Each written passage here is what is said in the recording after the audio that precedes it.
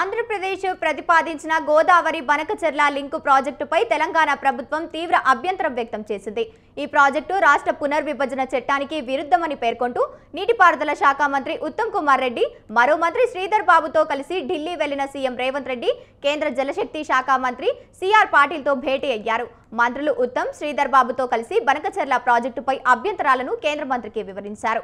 Banakacherla project Telangana హక్కులకు, ముఖ్యంగా గోదావరి నదీ జలాలపై హక్కులను భంగం కలిగిస్తుందని కేంద్ర మంత్రి దృష్టికి తీసుకెళ్లారు.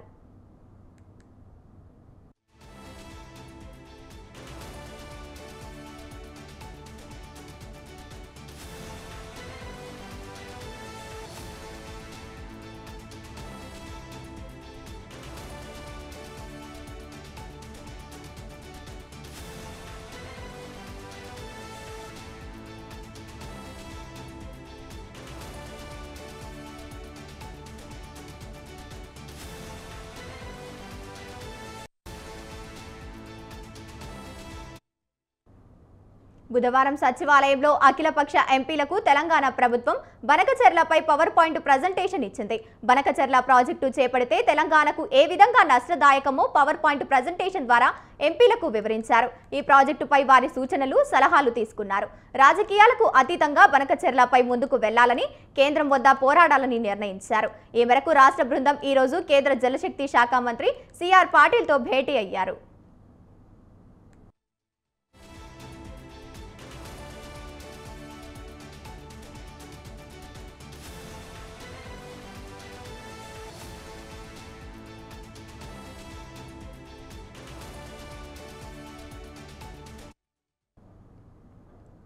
గోదావరి జలాలను కృష్ణా బేసిస్లో రాయలసీమ, నెల్లూరు, ప్రకాశం జిల్లాలో మళ్లించే లక్ష్యంతో బనకచెర్ల ప్రాజెక్టు చేపట్టబోతోందని రాష్ట్ర బృందం కేంద్ర మంత్రికి వివరించింది.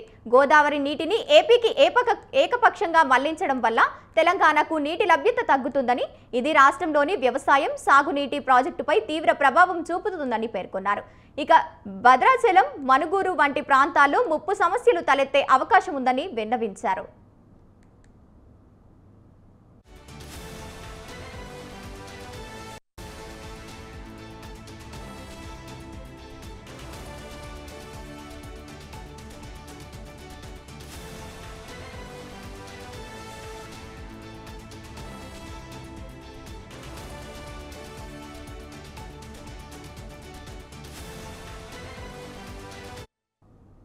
గోదావరి బనకచెర్ల ప్రాజెక్టుతో ఏపీ ప్రభుత్వం గోదావరి నదీ జల వివాదాలు ట్రిబ్యునల్ అవార్డుతో పాటు ఆంధ్రప్రదేశ్ పునర్విభజన చట్టం ద్వారా చంద్రబాబు ప్రభుత్వం ఉల్లంఘిస్తుందని తెలిపింది.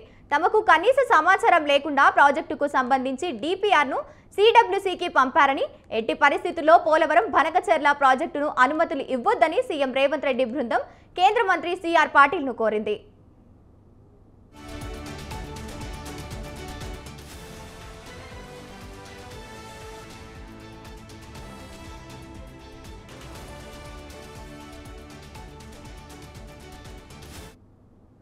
తెలంగాణలో లేవనెత్తిన అంశాలను పరిగణలోకి తీసుకుంటామని కేంద్ర మంత్రి హామీ ఇచ్చారని మంత్రి ఉత్తమ్ తెలిపారు. త్వరలోనే ఇరు రాష్ట్రాల ముఖ్యమంత్రులతో ఒక సమావేశం ఏర్పాటు చేస్తానని చెప్పారని వెల్లడించారు.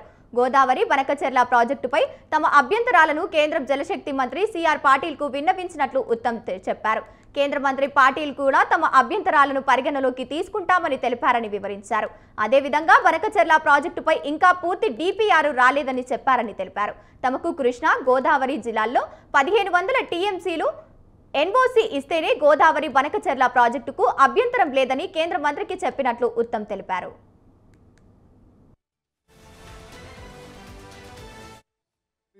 పోలవరం బనకచెర్ల లింక్ ప్రాజెక్ట్ విషయంలో సీఎం గారు, నేను మాకున్న అబ్జెక్షన్స్, మాకున్న కన్సర్న్స్ అన్నీ కూడా మరి central water resources minister Patil గారు, సెక్రటరీ దేబశిష్ ముఖర్జీ గారు, వారి అధికారులందరికీ కూడా తెలియజేశాం.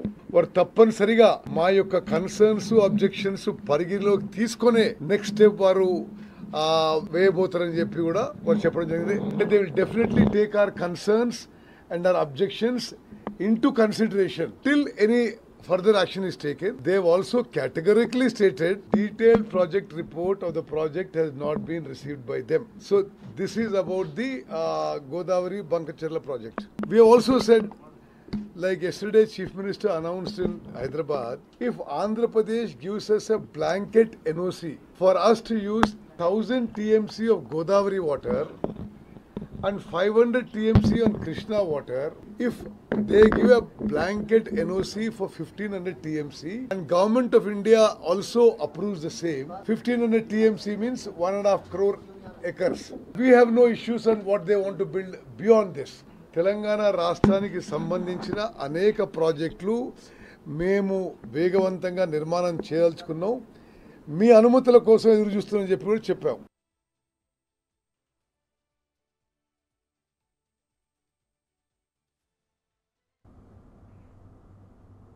ఏపీ ప్రాజెక్టులకు వేగంగా అనుమతులు వస్తున్నాయని, తెలంగాణ ప్రాజెక్టుల విషయంలో మాత్రం వేగం కనిపించడం లేదని కామెంట్ చేశారు.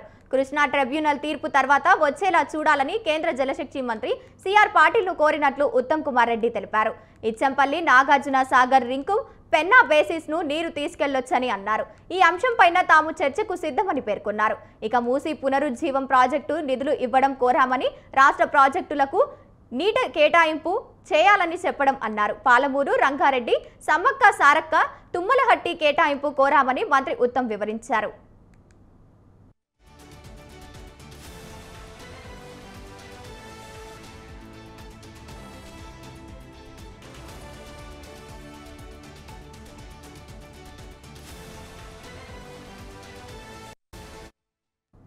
తెలంగాణ రాష్ట్ర ప్రయోజనాలను కాపాడడం కోసం ఎవరినైనా కలుస్తాం, ఎవరితోనైనా కొట్లాడుతామని సీఎం రేవంత్ రెడ్డి స్పష్టం చేశారు. రాష్ట్రానికి గోదావరి, కృష్ణా జలాలే ఆధారమని, కానీ వీటిపై బీఆర్ఎస్ పార్టీ తప్పుడు ప్రచారం చేస్తుందని ఆరోపించారు. ఏపీ ప్రభుత్వం గోదావరి మీద బనకచెర్ల నిర్మించడానికి కేసీఆర్ ఇచ్చిన హస్త్రమే కారణమని చెప్పారు. గోదావరిలో 3000 టీఎంసీలు మిగులు జలాన్ని వృధాగా పోతుందని ఏపీకి బ్రహ్మ పదార్థం ఇచ్చారని ఆరోపించారు. వారే అన్నిటికీ ఒప్పుకొని రాయలసీమ రాతనామసీమ చేస్తామని హామీ ఇచ్చి ఆ బురదను తమపై చల్లే ప్రయత్నం చేస్తున్నారని రేవంత్ మండిపడ్డారు.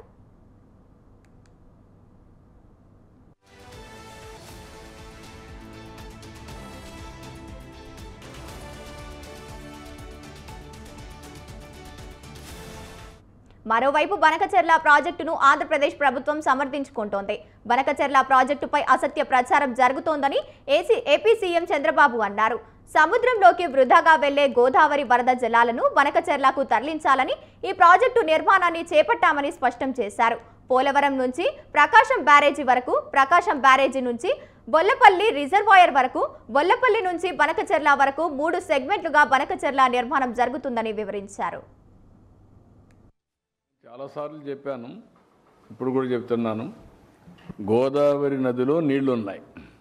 ఆ నీళ్లు అటు తెలంగాణ ఉపయోగించుకుంటుంది, ఇప్పుడు ఆంధ్రప్రదేశ్ ఉపయోగించుకుంటా ఉంది. ఒక్క పోలవరం తప్ప అక్కడవన్నీ కూడా ఇంకా పర్మిషన్ రాని ప్రాజెక్టులే నాకు తెలిసినంత వరకు.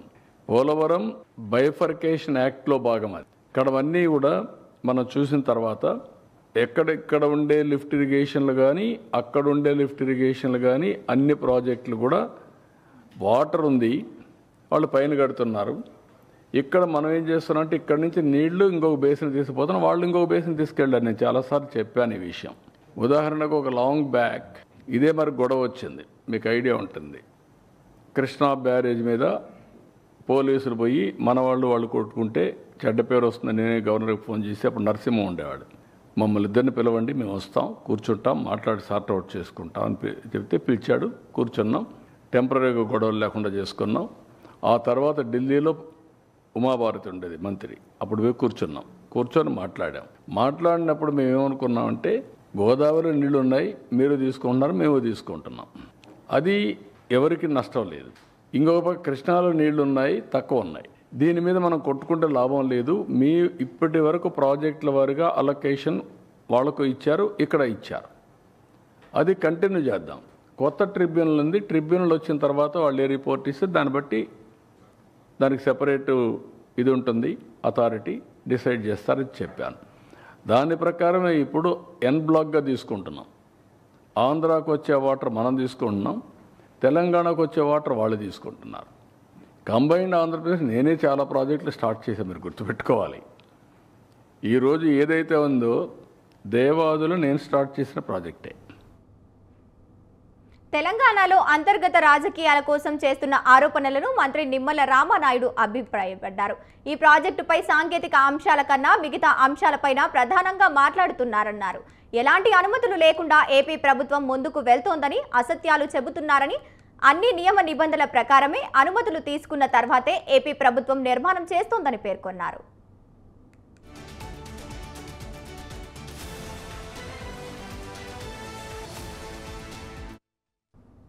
సిడబ్ల్యూసీకి ఇప్పటికే ఈ మేరకు ప్రాథమిక నివేదిక ఇచ్చామని మంత్రి నిమ్మల తెలిపారు. నివేదికకు తర్వాత డిపిఆర్ ఇస్తామని మంత్రి పేర్కొన్నారు. ఆంధ్రప్రదేశ్ రాష్ట్రానికి వరద జలాలను ఉపయోగించుకునే హక్కు ఉందన్నారు. తెలంగాణ ప్రాజెక్టులు ఆపాలన్న దురుద్దేశం సీఎం చంద్రబాబుకు లేదన్నారు. ఇరు రాష్ట్రాలు ఇచ్చిపుచ్చుకునే ధోరణిలో ఉండాలన్నారు.